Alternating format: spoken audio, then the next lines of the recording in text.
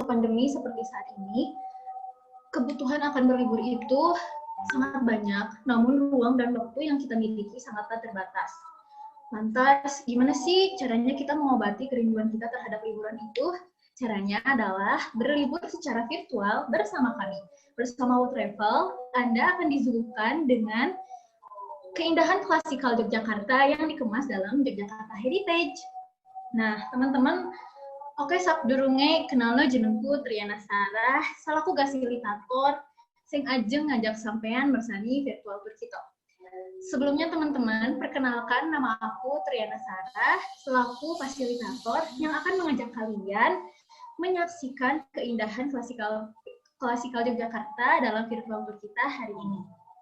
Nah, teman-teman, tujuan kita mengambil konsep Yogyakarta Heritage itu adalah ingin mengajak teman-teman untuk mengetahui lebih dalam mengenai sejarah ketiga destinasi yang akan kita tampilkan dalam virtual tour kita hari ini. Adapun destinasi yang akan kita tampilkan diantaranya adalah Candi Ratu Boko, Taman Sari, dan destinasi yang terakhir yaitu Keraton Yogyakarta. Adapun peta perjalanan yang akan kita lalui pada virtual tour hari ini, silakan operator. Nah, ini dia teman-teman peta-peta perjalanan yang akan kita lalui dan jalani dalam virtual tour kita hari ini. Oke teman-teman, sebelum kita lanjut nih ke kegiatan virtual tour-nya, aku mau kenalin dulu tim dari World Travel yang luar biasa. Yang pertama yaitu ada Anggia Permata selaku tim leader kita, juga tour guide kami. Halo Anggia. Yang selanjutnya tour guide kita yaitu Muhammad Fikri Taufik. Halo Fikri. Halo semuanya. Dan tour guide kita yang terakhir yaitu Darin Yonisa Putri. Halo Darin. Hai. Juga rekan-rekan lain yaitu Gani Prasetyo selaku operator kita. Halo Gani. Halo. Juga Al Hilal Kardapi. Halo Al. Halo. Toharo. Halo. Pilionita. Halo. Juga Dimas Prayoga. Halo Dimas. Halo semuanya. Oke teman-teman, sebelumnya kalian pasti bertanya-tanya nih, apa sih World Travel itu? Jadi, yuk kita lebih akrab sama World Travel. Sebelumnya di sini terlihat ada logo dari kita, yaitu World Travel, yang mana di atasnya terlihat ada aksen matahari. Nah, aksen matahari di sini bermakna kita mengharapkan bahwa kita ingin menjadi role model atau titik pusat bagi industri travel lainnya. Juga terdapat tulisan wow yang artinya terkejut atau kaget, yang mana kita akan memberikan kegembiraan dan kesenangan yang sangat mengejutkan bagi wisatawan kita. Dan terakhir yaitu adanya tulisan Wanderlust di bawah tulisan World Travel, yang mana dalam bahasa Inggris bermakna Wanderlust itu nafsu untuk berkelana, yang mana kami akan mengajak wisatawan untuk selalu berkelana dan mengeksplorasi tempat-tempat baru bersama kami. Nah, kalau gitu langsung aja nih, profil dari World Travel itu apa sih? Nah, jadi teman-teman, World Travel itu merupakan perusahaan yang bergerak di bidang jasa perjalanan wisata, yang didukung oleh tenaga yang profesional, menjadikan perjalanan Anda lebih menyenangkan dan Anda merasa lebih nyaman. Selain itu, kelengkapan informasi juga menjadi jaminan pelayanan kami loh dalam seluruh bidang jasa pariwisata dalam negeri, yang ditunjang dalam kelengkapan fasilitas operasional dan sumber daya manusia yang terlatih, serta profesional memberikan kepastian kepada tamu-tamu kami untuk melakukan aktivitas di bidang jasa pariwisata bersama kami. Nah, itu tadi ya sedikit paparan mengenai World Travel juga Yogyakarta Heritage. Oke teman-teman, nggak perlu nunggu waktu lama lagi. Yuk kita langsung aja saksikan virtual tour dari World Travel Yogyakarta Heritage. Destinasi pertama yaitu Candi Ratu Boko yang akan dipandu oleh tour guide kita Muhammad Fikri Taufik Rohman. Sugeng nonton teman-teman. Cek, gimana suaranya? Ada Pik. Oke. Ada Pik. Makasih ya kepada fasilitator kita, Sarah. Sekarang kita sudah ada di Candi Ratu Boko. Nah, terima kasih kepada teman-teman semua atas partisipasinya untuk datang dan langsung menyaksikan virtual tour dari World Travel ini. Nah, sekarang kita sudah ada di Candi Ratu Boko. Sugeng rawuh ing Candi Ratu Boko. Jeneng kupikri seng meh mandu konco-konco seng neng kene. Baik, di sini saya akan memandu teman-teman semua untuk mengitari Candi Ratu Boko selama 10 menit ke depan. Kita langsung saja mulai dengan letak geografis dan sejarah dari Candi Ratu Boko ini.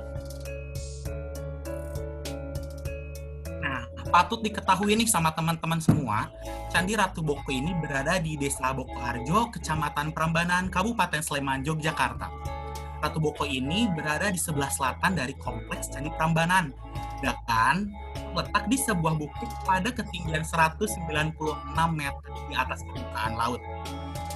Ratu Boko ini sudah ada sejak abad ke-8 loh teman-teman, yang dibangun oleh Wangsal Sailendra.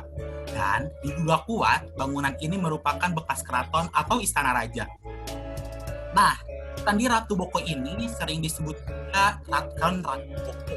Disebut Keraton Ratu Boko karena menurut legenda, situs tersebut merupakan Raja Boko istana. Dan yaitu ayah dari Loro Jongrang. Nah, untuk teman-teman semua yang ingin mengunjungi Candi Ratu Boko ini, teman-teman semua dikenakan tarif untuk dewasa yaitu sebesar Rp40.000 dan untuk pelajar dan anak-anak sebesar Rp20.000. Dan jam operasional dari Candi Ratu Boko ini yaitu pukul 6 pagi hingga pukul 5 sore. Nah, sekarang kita sudah ada di pintu masuk Candi Ratu Boko nih. Ini merupakan area pintu masuk dari Candi Ratu Boko. Di area ini terdapat peta dari Candi Ratu Boko yang diantaranya menginformasikan tempat-tempat yang ada di dalamnya. Seperti adanya Gapura, Candi Pembokoran, Paseban, dan masih banyak lagi. Sebenarnya di Candi Ratu Boko ini ada 16 destinasi, tetapi saya di sini akan menginformasikan 10 destinasi saja, agar teman-teman semua bisa penasaran dan langsung datang saja ke Candi Ratu Boko. Selanjutnya kita akan menuju ke Gapura Luar. Nah, ini merupakan Gapura Luar nih teman-teman. Gapura Luar terdiri dari 3 gapura paduraksa. Pegangan di sisinya dibentuk ukal atau gelung. Bentuk ukal ini terinspirasi dari bentuk sanggul para putri turunan tersebut. Gerbang ini terbuat dari batu andesit, namun lantainya terbuat dari batu putih. Panjang dari pintu luar ini yaitu 12 meter, ini 5 meter. Nah, selanjutnya kita akan menuju ke Gapura Dalam. Dari Gapura Luar menuju ke Gapura Dalam kita harus menempuh 15 meter saja teman-teman. Gerbang luar ini disebut juga gerbang utama, terdiri dari 5 gapura paduraksa yang berbaris sejajar dengan gerbang luar. Gerbang dalam juga terbuat dari batu andesit dan lantainya juga dari batu putih. Gerbang dalam ini memiliki panjang 18 meter dengan lebar 9 meter dan tinggi 5 meter. Gerbang dalam ini sering dijadikan spot foto favorit loh bagi teman-teman semua, apalagi pada saat sunrise. Itu nuansanya romantis banget teman-teman. Nah, selanjutnya kita akan menuju ke kawasan dalam. Nah, kawasan dalam ini terdapat lapangan yang sangat luas. Dan jika kita belok ke sebelah kiri, itu akan menuju ke Candi Pembokoran. Dan ketika lurus, kita akan menuju ke Paseban. Di lapangan ini, hijau sekali. Dan wisatawan sering sekali duduk di sore hari dengan menikmati sunrise dan suasana sore yang sangat indah dan romantis tentunya. Nah, untuk teman-teman yang ingin mengunjungi Candi Ratu Boko, saya merekomendasikan waktu yang cocok untuk pergi ke sana, yaitu pada pukul 6 pagi hingga 9 pagi, agar bisa menikmati sejuknya udara di Candi Ratu Boko. Dan di sore hari, pada pukul 15 sampai pukul 17, agar teman-teman semua bisa menikmati sunrise yang sangat indah. Nah, selanjutnya kita akan menuju ke Candi Pembokoran. Candi Pembokoran ini berbentuk persegi dan memiliki 2 teras. Teras pertama ada di bagian bawah dan teras kedua ada di bagian atas. Di teras pertama hanya hamparan rumput saja, sedangkan di teras kedua ada semacam sumur berbentuk persegi dengan ukuran 4x4 yang digunakan sebagai tempat pembokoran mayat atau pembakaran mayat. Candi Pembokoran ini juga terbuat dari batu andesit dan memiliki panjang 23 meter dengan lebar 22 meter dan tinggi 4 meter. Ketika musim hujan, air yang tergenang di sana pada zaman dahulu dipercaya sebagai air suci. Dan air tersebut dipercaya membawa keberuntungan bagi siapa saja yang menggunakannya. Para pemeluk agama Hindu menggunakan air tersebut untuk perayaan Taur Agung atau sehari sebelum Nyepi untuk menyucikan diri. Nah, selanjutnya kita akan menuju ke Paseban. Nah, sekarang kita sudah ada di Paseban. Paseban berasal dari bahasa Jawa, yang berarti tempat untuk menghadap raja atau ruang tunggu bagi siapa saja yang ingin menemui raja. Paseban ini merupakan teras yang dibangun dari batu andesit dengan tinggi 1,5 meter dan lebar 7 meter. Paseban ini juga diduga kuat dahulunya memiliki atap. Mengapa dikatakan demikian? Karena terdapat lubang-lubang penyangga di sekeliling Paseban ini, teman-teman. Nah, sekarang kita akan menuju ke pendapa atau pendopo. Nah, ini merupakan bagian luar dan pintu masuk dari pendopo. Dan pintu masuk pendopo ini sebenarnya memiliki 3 pintu. Namun ini merupakan pintu masuk utama pada zaman dahulu. Pendopo ini memiliki ukuran yang sangat panjang sekali, teman-teman, yaitu 40 meter dan lebar 30 meter dan dikelilingi pagar setinggi 3 meter. Pendapa sendiri dalam bahasa Jawa memiliki arti ruang tunggu atau hamparan lantai. Mengapa diberi pagar setinggi 3 meter? Guna menjaga kerahasiaan percakapan antara raja dengan tamu. Pendapa ini juga terbuat dari batu andesit, seperti bangunan-bangunan yang lain. Dan sebenarnya pada zaman dahulu, pendapa ini memiliki atap yang terbuat dari kayu. Namun, bahan tersebut mudah rusak dan sekarang mungkin sudah dimakan rayap.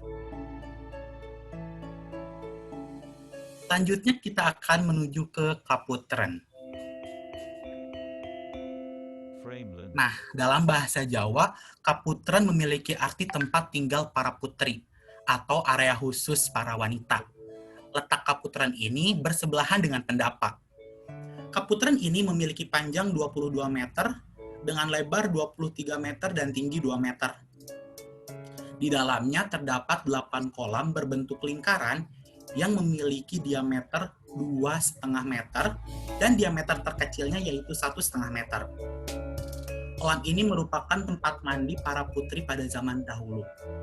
Tembok di sekeliling Kaputren ini juga sudah runtuh, teman-teman. Nah, destinasi yang terakhir yaitu ada gua. Nah, sebenarnya ada 2 gua di Candi Ratu Boko ini, yaitu Gua Lanang dan Gua Wadon, atau bisa disebut gua laki-laki dan gua perempuan. Dinamakan Gua Wadon karena terdapat sebuah relik yang melambangkan simbol yoni. Simbol yoni ini yaitu gambar kemaluan dari wanita, tepat di atas pintu masuknya. Dan juga ada simbol lingga. Simbol lingga itu yaitu gambar dari kemaluan laki-laki yang dianggap perwakilan Siwa dalam ajaran agama Hindu. Kesatuan dari simbol antara yoni dan lingga dianggap membawa kesuburan dan kesejahteraan. Gua ini terletak di sebelah timur Paseban.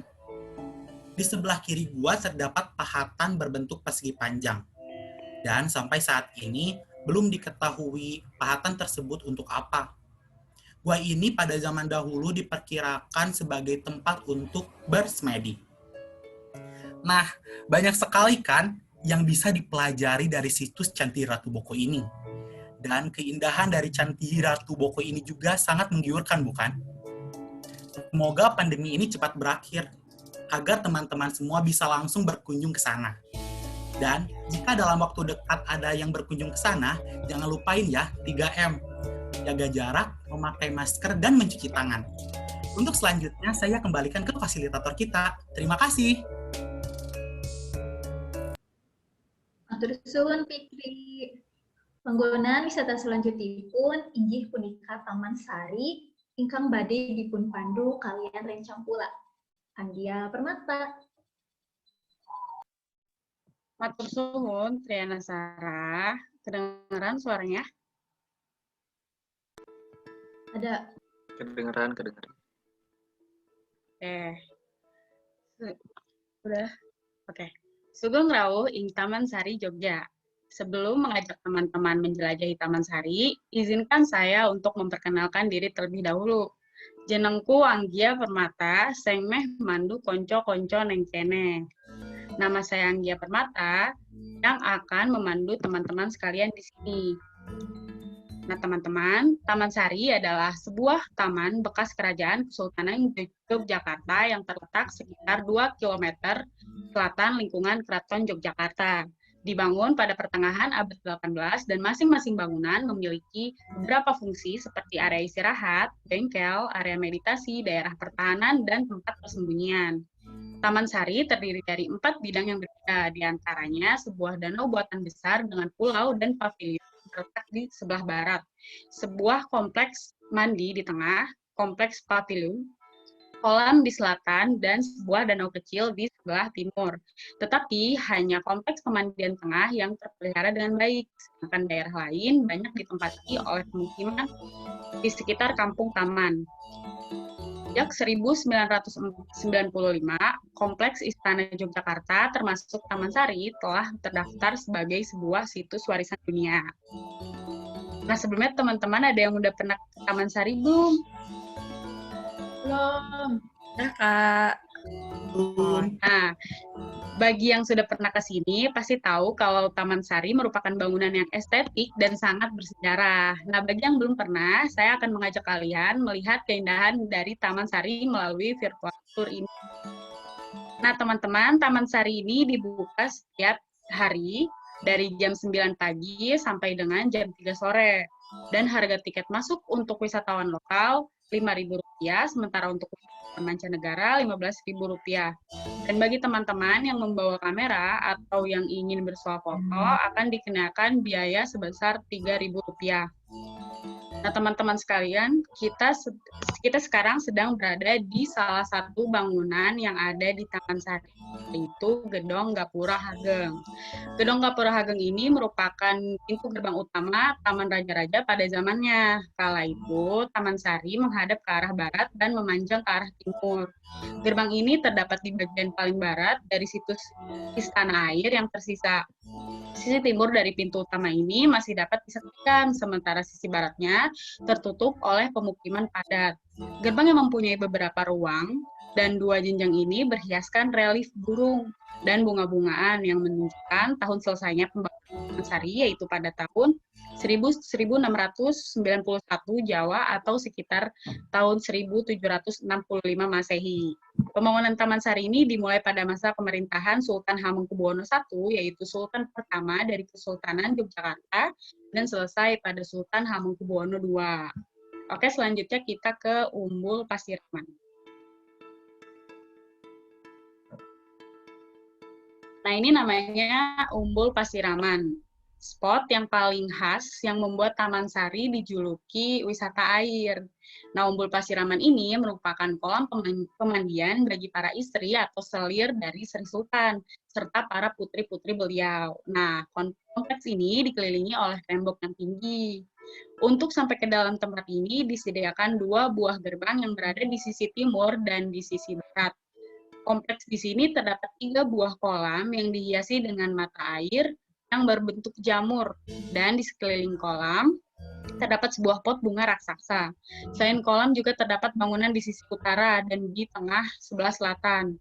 Bangunan di sisi paling utara merupakan tempat istirahat dan berganti pakaian bagi para putri dan istri atau selir dari Sri Sultan. Nah, di sini terdapat bangunan dengan menara di bagian tengahnya. Menara bangunan sayap barat merupakan tempat berganti pakaian, sementara sayap timur untuk istirahat Sultan. Oke, next kita akan ke Umbul Binangun. Nah, ini namanya Umbul Binangun. Ini masyarakat itu biasanya bilangnya Umbul Winangun. Tempat ini dikhususkan hanya untuk Sri Sultan saja dan permaisurinya. Kolamnya sama dengan Umbul Pasiraman yang dikelilingi tembok besar, pot-pot besar di sekitarnya, dan juga mata air. Oke, selanjutnya kita ke Gedong Sekawan.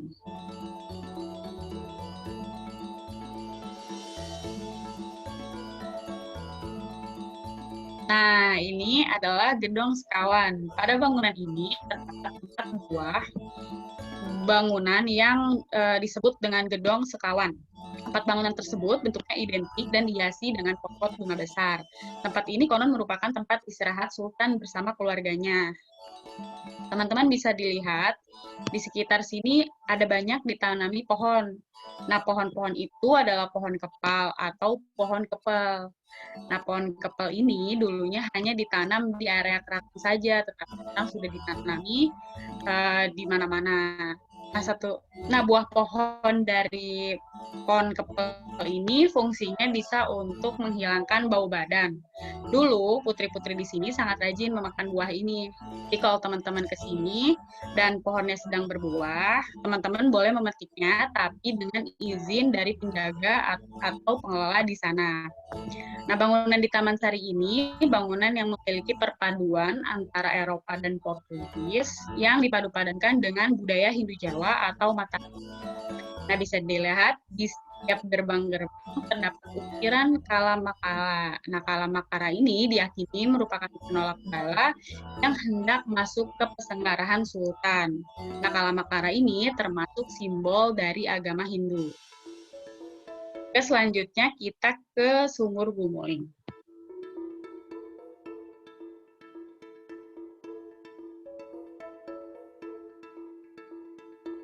Nah, ini namanya Sumur Gumuling. Pada masanya difungsikan sebagai masjid. Di kedua lantai ditemukan ceruk di dinding yang konon digunakan sebagai mihrab, tempat imam memimpin sholat.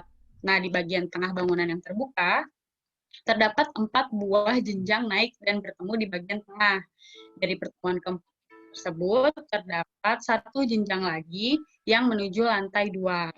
Di bawah pertemuan 4 jenjang tersebut, terdapat kolam kecil yang konon digunakan untuk berwudu. Teman-teman bisa dilihat, kalau tangga di Sumur Gumuling ini ada 5 tangga, yang berarti melambangkan rukun Islam.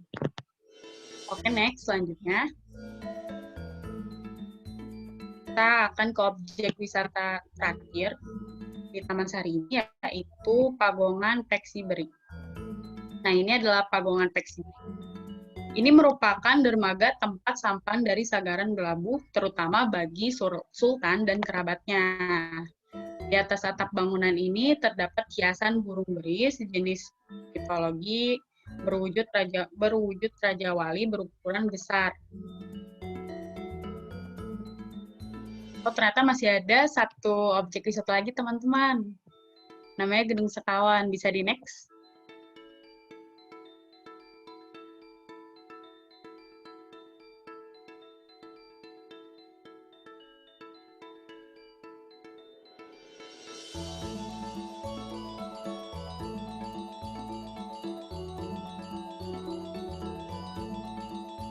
Nah, ini namanya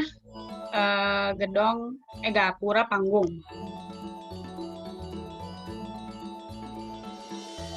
Nah, Gapura Panggung ini terdapat relief naga di sebelah kanan dan kirinya, yang merupakan sangkalan catur naga rasa tunggal, menunjuk pada tahun 16 Jawa atau 1758 Masehi. Nagapura ini kini menjadi pintu masuk bagi objek wisata Taman Sari.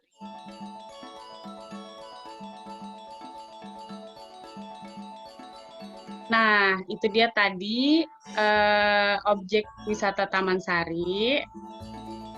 Indah dan estetik bukan bangunan-bangunannya. Semoga setelah melihat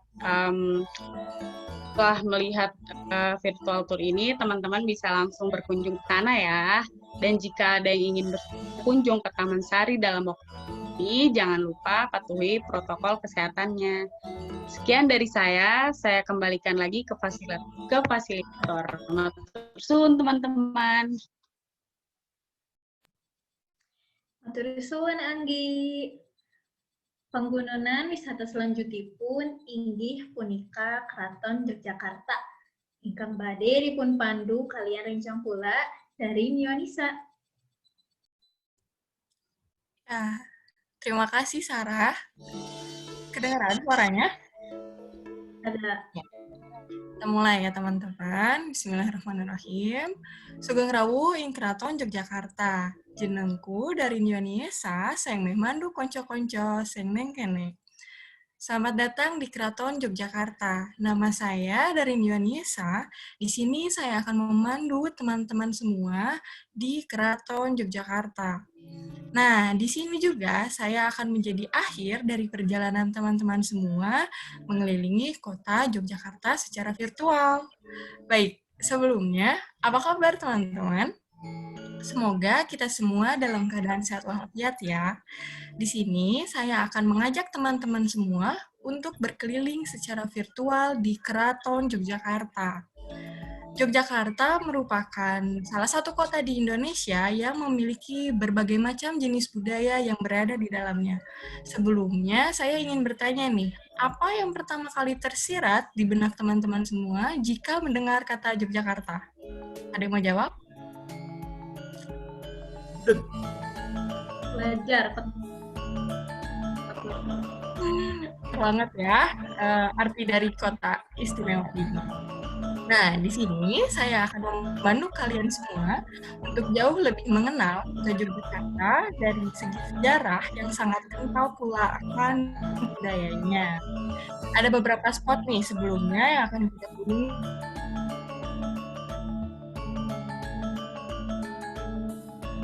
Ini virtual di Keraton Yogyakarta ini. Yang pertama, di wilayah alun-alun, Siti Hinggiler, gedung Museum Sri Sultan Hamengkubuwono dan bangsal-bangsal yang memaparkan informasi tentang Keraton Yogyakarta ya, teman-teman. Keraton Yogyakarta sendiri mulai didirikan oleh Sultan Hamengkubuwono pertama pada tahun 1755. Dahulunya, konon keraton ini adalah sebuah bekas pasanggarahan yang bernama Garji Tawati. Untuk teman-teman yang belum mengetahui apa itu sebuah pasanggarahan secara umum adalah sebuah tempat peristirahatan atau penginapan yang sering digunakan oleh pemerintah atau sultan pada zamannya. Nah, pasanggarahan ini pada saat itu digunakan untuk istirahat iring-iringan jenazah para raja-raja Mataram yang akan dimakamkan di Imogiri. Ada pula yang menyebutkan bahwasanya lokasi Keraton Yogyakarta merupakan sebuah mata air yang dikenal dengan nama Umbul Pacetokan, yang posisinya berada di tengah hutan beringin. Umbul Pacetokan sendiri lebih dikenal dengan Taman Sari jika sekarang. Taman Sari itu salah satu tempat wisata yang sebelumnya teman saya jabarkan ya, teman-teman. Nah, tempat wisata ini buka pukul 8 hingga 1 siang di hari Sabtu hingga Kamis, dan 8:30 hingga jam 11 di waktu Jumat. Dengan harga tiket Rp5.000 untuk wisatawan lokal dan Rp15.000 untuk wisatawan asing. For your information, teman-teman, Keraton Yogyakarta ini dinobatkan sebagai rumah terbesar yang berada di Yogyakarta karena memiliki luas 14.000 meter persegi. Maka dari itu, Keraton Yogyakarta ini dinobatkan sebagai rumah terbesar yang berada di Yogyakarta. Yuk, kita masuk ke spot pertama, yaitu alun-alun. Nah, untuk teman-teman yang kalian lihat sekarang ini daerah alun-alun selatan Yogyakarta. Pendiri Kesultanan Yogyakarta sendiri adalah Pangeran Mangkubumi. Beliau adalah seorang yang mahir di bidang filsafat dan juga arsitektur pada masanya. Nah, gabungan keahlian ini nih yang menjadikan struktur tata ruang Kesultanan Yogyakarta penuh dengan simbol-simbol yang penuh akan makna. Area alun-alun di Keraton Yogyakarta sendiri terbagi menjadi dua, teman-teman. Ada bagian utara dan bagian selatan. Nah, pada bagian selatan ini ada dua pohon beringin yang bisa kita lihat. Nah, alun-alun ini mengapit Keraton Yogyakarta di tengahnya. Alun-alun selatan dikenal juga dengan sebutan alun-alun Pangkeran, yaitu alun-alun belakang. Di dalamnya tertanam dua pohon beringin yang menjadi ikon untuk para wisatawan yang datang ke tempat ini. Buat teman-teman yang sering melihat banyak orang yang bermain di bawah dua pohon beringin, posisinya berada di alun-alun selatan Keraton Yogyakarta. Pohon beringin ini dinamakan Supit Urang dan diberi pagar keliling yang disebut Ringin Kurung. Kalau teman-teman bertanya, apa sih Kak Supit Urang itu?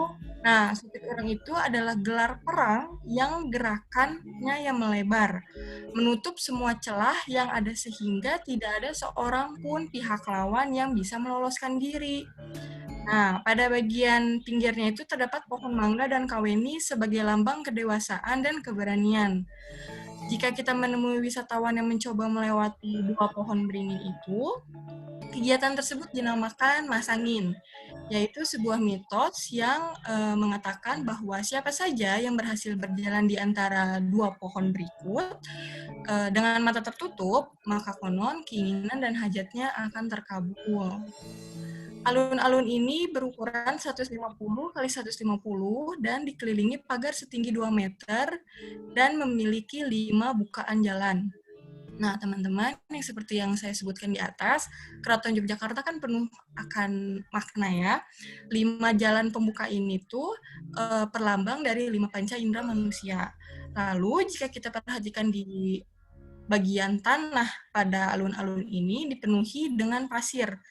Hamparan pasir ini adalah perlambang bahwasanya indera manusia kita masih sangat labil dan mudah sekali berubah secara tidak teratur. Laksana seperti pasir. Nah, inilah yang terjadi pada manusia saat memasuki masa-masa akhir balik yang dilambangkan dengan wujud pertemuan pemuda-pemudi dalam bentuk beringin yang tadi. Fungsi utama alun-alun selatan ini dulunya adalah sebagai lambang berdirinya sistem kekuasaan raja terhadap rakyatnya.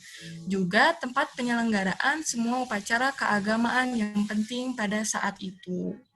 Nah, kita lanjut ke spot berikutnya ya, teman-teman.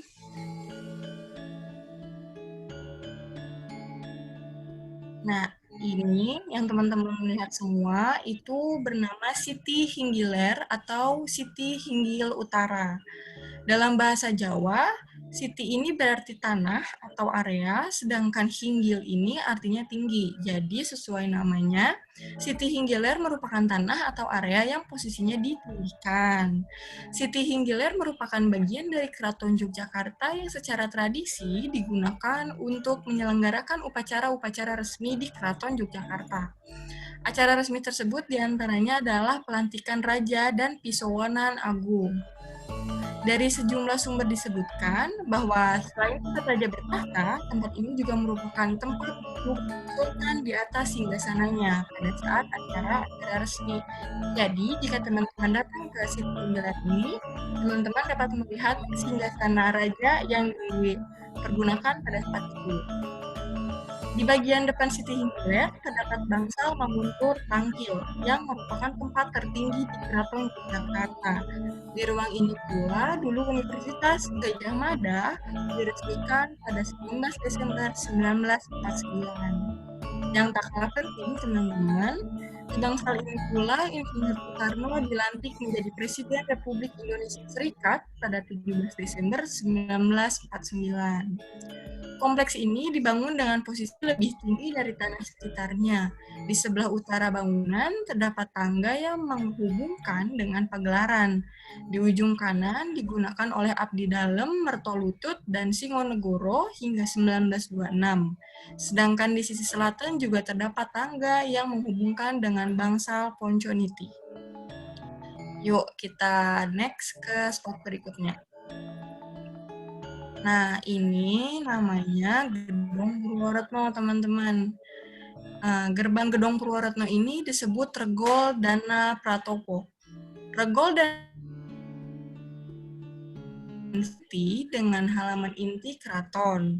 Gerbang ini dikawal oleh 2 patung yang disebut Gupala.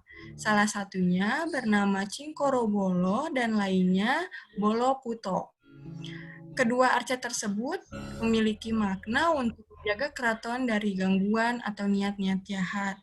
Bagian utama dari bangunan ini disebut Purworetno, yaitu ruang kerja Sultan sebagai Raja Yogyakarta.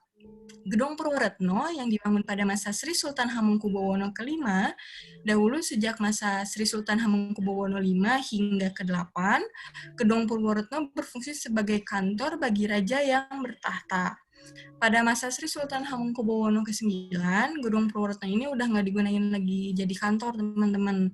Karena raja telah berkantor di kompleks Kepatihan. Jadi bangunan ini memang tidak diperbolehkan untuk dimasuki oleh para pengunjung. Karena ini merupakan tempat yang digunakan Sultan untuk melakukan tugas-tugasnya. Nah, berikutnya kita akan mengunjungi bangsal Magangan. Nah, dari tadi kan kita ngomongin bangsal nih ya. Teman-teman tahu nggak sih bangsal itu apa?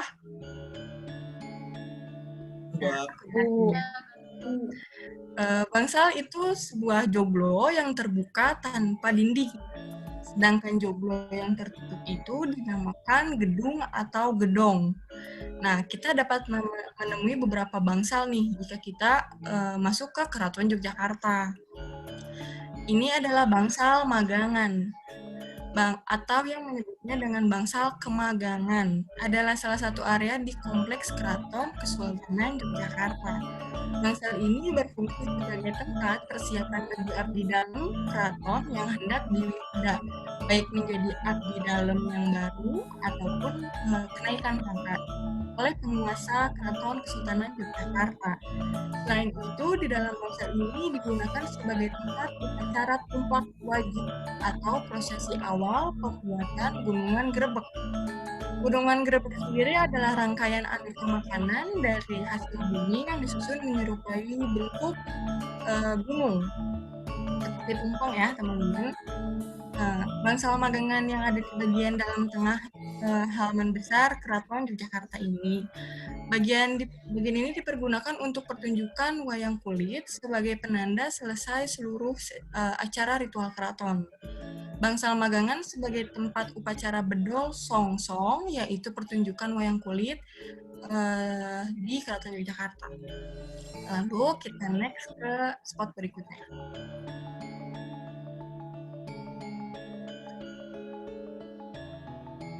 Nah, ini adalah salah satu tempat yang saya rekomendasikan untuk teman-teman semua jika mendatangi Keraton Yogyakarta. Jika kalian mengunjungi Keraton Yogyakarta, Balai Raos adalah salah satu tempat yang wajib banget dikunjungi karena tempat ini menyajikan berbagai macam makanan khas Keraton Yogyakarta. Balai Raos sendiri merupakan sebuah restoran yang diberi mandat resmi oleh pemerintah Yogyakarta untuk menyajikan resep-resep hidangan asli Keraton Yogyakarta. Di sini terdapat satu gazebo besar sebagai kantor dan dapur resto Balai Raos, di samping 3 gazebo besar yang digunakan untuk tempat makan wisatawan. Suasananya pun amat kental dengan budaya Jawa dan furniture ala keraton. Di sini kita dapat menemui 70 hidangan tersedia di Balai Raos. Hampir semuanya diolah sesuai dengan resep keluarga Keraton Yogyakarta yang diwariskan secara turun-temurun. Dahulu, kawasan selatan keraton yang menjadi Balai Raos ini merupakan mes atau tempat menginap bagi prajurit Keraton Yogyakarta. Di masa akhir kolonial, tempat ini pun sempat difungsikan sebagai tempat berlatih memanah. Nah, selesai pada masa kolonial, tempat ini sempat kosong, teman-teman. Lalu, sebelum tahun 2004, direlokasi menjadi sebuah resto untuk menyajikan menu khas Keraton Yogyakarta. Tuh, ada yang mau kesini nggak kalau ke Keraton Yogyakarta? Mau teh. Mau. Nah, Mau. kita next ya ke Museum Sultan Hamengkubuwono ke-9.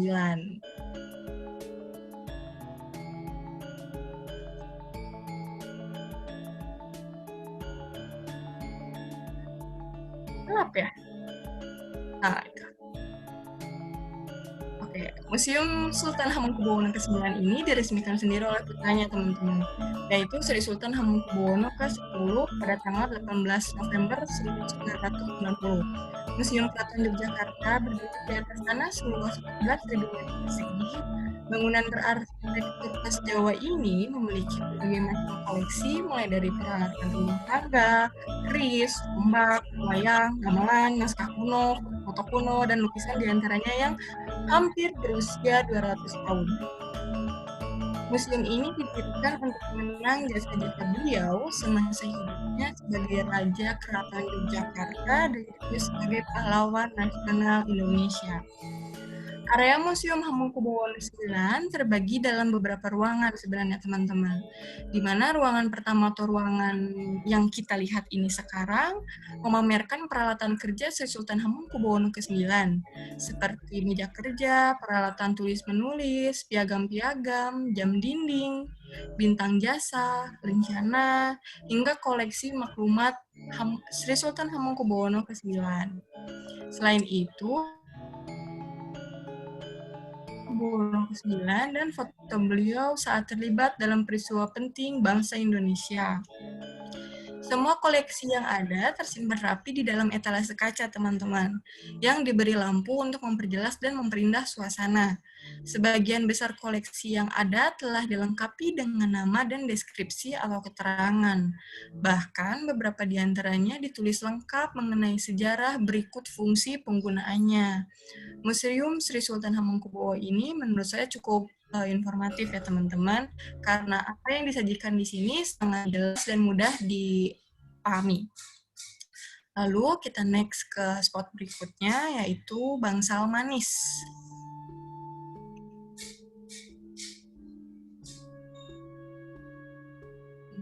Nah, bangsal ini dipergunakan sebagai tempat perjamuan resmi kerajaan. Di tempat ini pula sekarang berdiri bangunan baru, yaitu Gedung Kaca sebagai Museum Sultan Hamengkubuwono ke-9. Jadi, Museum Sri Sultan Hamengkubuwono tadi dengan tempat ini jaraknya nggak terlalu jauh ya, teman-teman. Di Bangsal Manis ini, para sultan menerima tamu, bahkan raja dari berbagai macam negara untuk berbagai kepentingan. Salah satunya adalah menerima raja-raja dari Belanda yang pada saat itu berkepentingan untuk melakukan proses pekerjaan di Indonesia. Bangsal Manis sendiri merupakan bangunan untuk segala perjamuan resmi kerajaan pada saat itu. Bangsal Manis merupakan bagian pendukung dari Bangsal Kencana, teman-teman, yang merupakan bagian tengah dari Keraton Yogyakarta. Nah, kita next ke bangsal selanjutnya.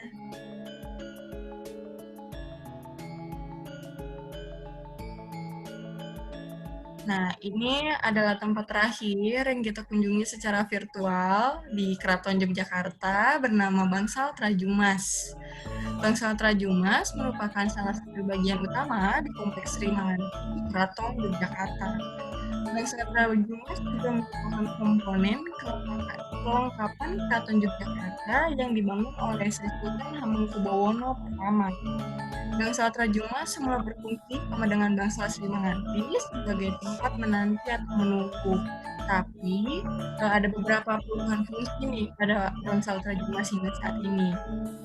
Dulu bangsa ini menjadi tempat pesaosan atau pecaosan atau bisa disebut dengan piket, abdi dalam prajurit, Nyuta di versi timur tergantian dengan abdi dalam prajurit Tanggung yang piket di Kemagangan. Sekeliling emper bangsal Trajumas ini difungsikan sebagai tempat menyediakan paring dalem, yaitu makanan yang diperuntukkan bagi abdi dalem panewu mantri pada saat menonton pagelaran wayang orang. Tempat ini juga menjadi sekolah Sri Manganti dengan status kelas 1 pada masa Sri Sultan Hamengkubuwono ke-6 pada tahun 1855 sampai 1877. Murid sekolah ini diperuntukkan bagi keturunan raja dan anak para abdi dalem yang berpangkat tinggi, teman-teman. Jadi nggak sembarang orang bisa sekolah di tempat ini. Pada tahun 1915, Sekolah Sri Manganti berubah menjadi HIS atau Holland Indische School. Tempat ini juga sebagai tempat pengadilan perkara pidana dan perdata pada masa Sri Sultan Hamengkubuwono ke-7 pada tahun 1870 hingga 1921. Nah, teman-teman, itu beberapa spot yang bisa saya sampaikan. Dan berakhirlah perjalanan kita secara virtual di Keraton Yogyakarta. Atas perhatiannya, saya ucapkan terima kasih banyak. Matur suwun Darin. Nah, itu dia tadi teman-teman persembahan dan beberapa informasi yang kami sampaikan mengenai 3 destinasi wisata yang telah tersaji dalam virtual tour Yogyakarta Heritage. Nah, sebelum saya menutup rangkaian kegiatan virtual tour hari ini, saya ingin mengingatkan kepada teman-teman untuk mengisi form evaluasi dan kepuasan pelanggan yang telah tercantum pada kolom chat. Oke, langsung aja untuk mengefektifkan waktu. Terima kasih teman-teman atas antusiasmenya telah bergabung bersama virtual tour Yogyakarta Heritage. Dan ingat selalu, wow travel, wow of wanderlust. Sampai jumpa, Rendumin. Dadah. Makasih udah join. Terima kasih Wow Travel. Makasih guys. Terima kasih teman-teman. Terima kasih semuanya.